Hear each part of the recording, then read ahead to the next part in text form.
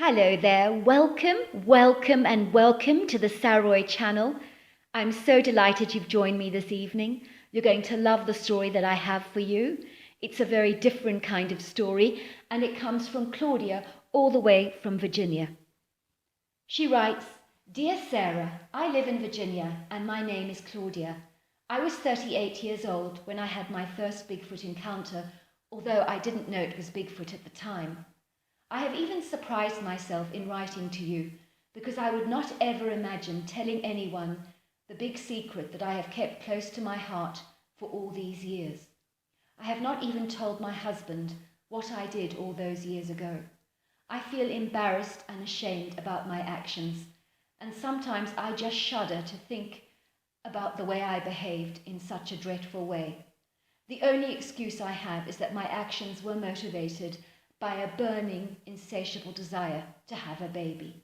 Not that that is an excuse, of course. You see, when I married my husband Larry, I was so very happy. I had found the love of my life, and I was looking so forward to settling down with him and having a family. I was a rhesus A negative blood type, which meant I had a special injection from a gynecologist to ensure that my body would not reject the baby.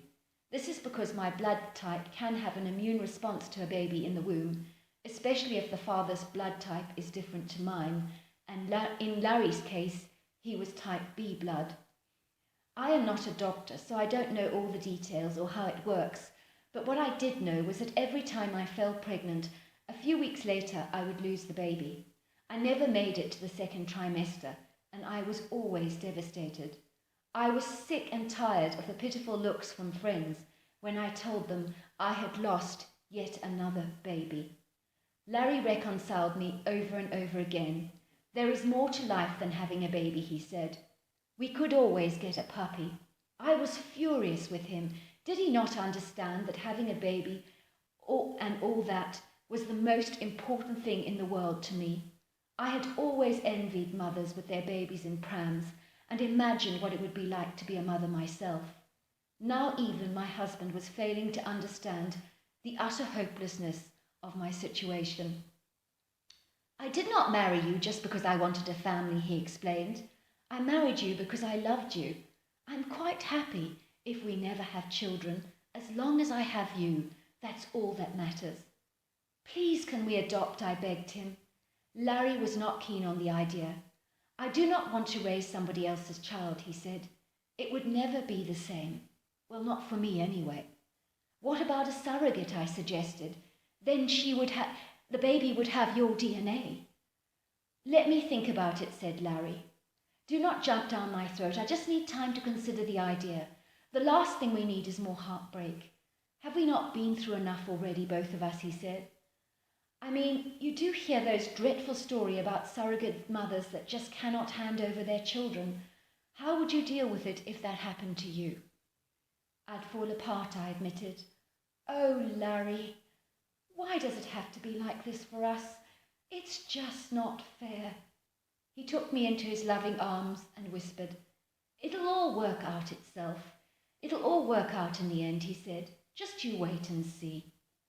I sank into the deepest depression because I so longed for a baby, and my doctor eventually had to put me on a course of antidepressants.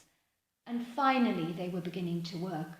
I was definitely starting to feel more positive and upbeat, and I suddenly thought a little exercise would do me good. So I decided to start walking in the forest, which was a beautiful place, and it was very close to my home. And I really felt uplifted when I took a little exercise. One day, as I was walking in the forest, I heard this little sound. It sounded so unusual. I'd never heard a sound like that before, and I was curious.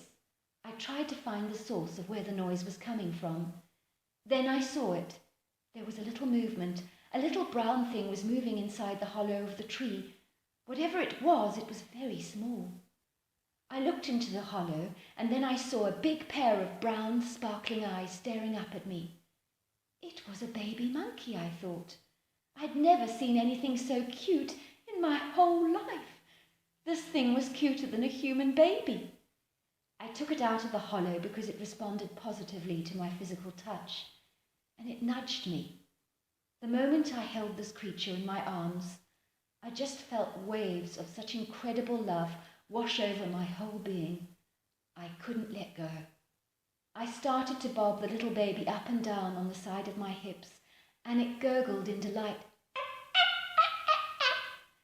That was the moment that I knew I had to have this baby monkey, and nothing was going to stop me.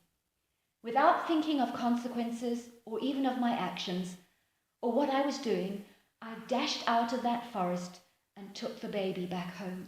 I had already prepared a baby room at my home in the hopeful expectation of finally falling pregnant any time soon. So I placed the baby monkey in my cot and dressed her in baby clothes and nappies.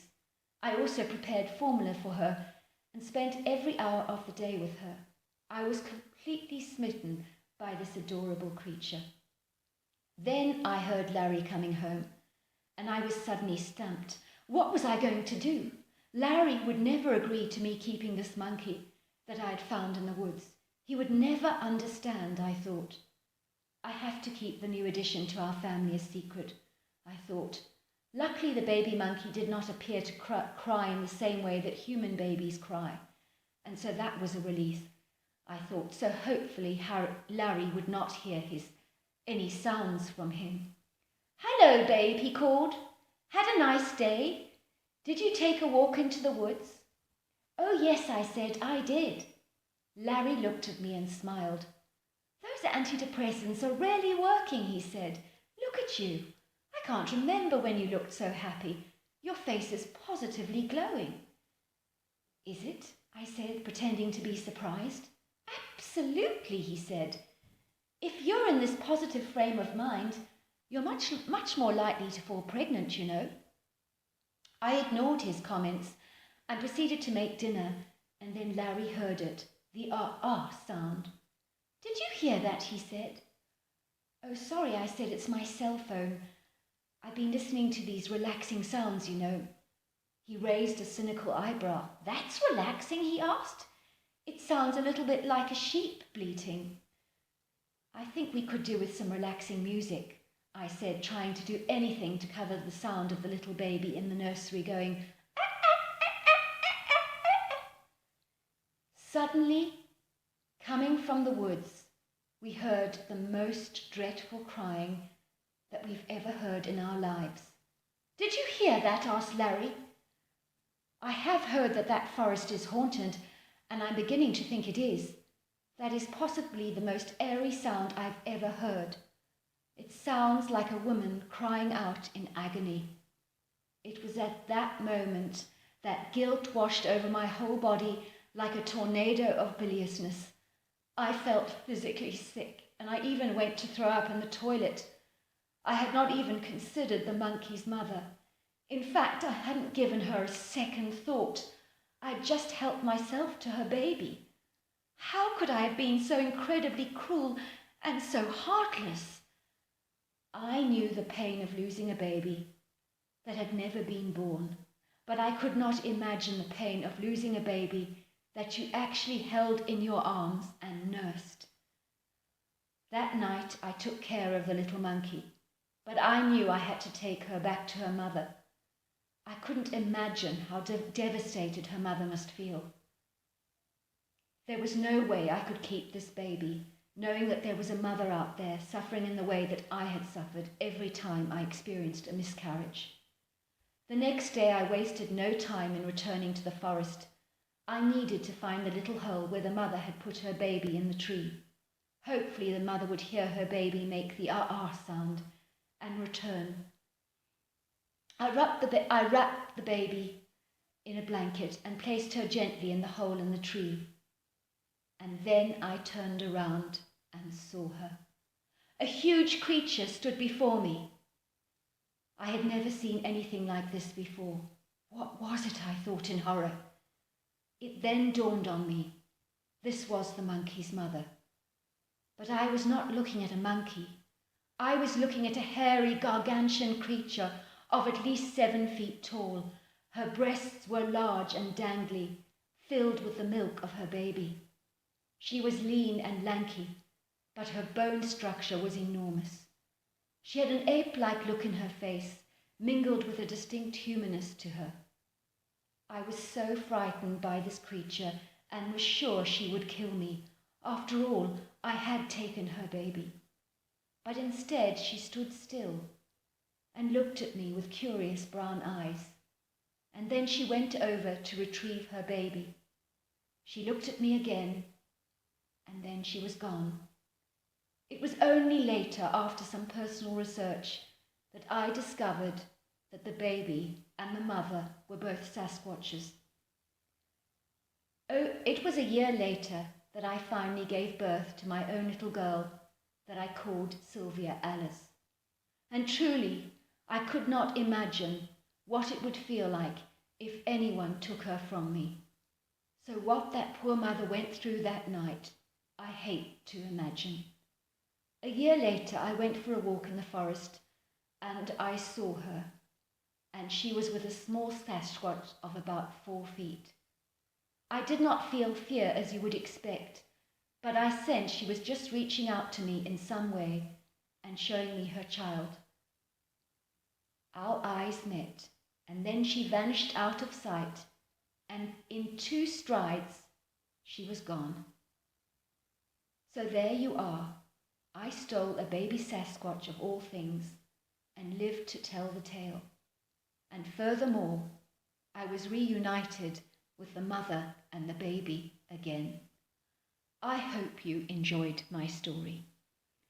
Thank you so much for your lovely story, Claudia. Until then, good night.